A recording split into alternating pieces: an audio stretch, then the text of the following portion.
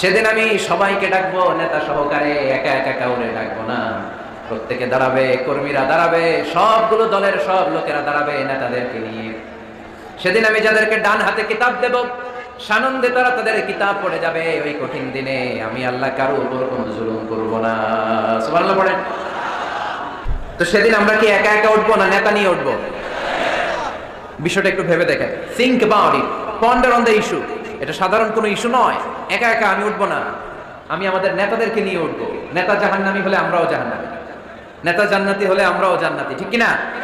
وقالوا ربنا إنا أطعنا سادتنا وكبراءنا فأضلونا السبيلا ربنا آتهم ضعفين من العذاب والعنهم لعنا كبيرا। সেদিন লোকজন বলবে, ইয়া রব, আমরা আমাদের নেতাদের অনুসরণ করেছি,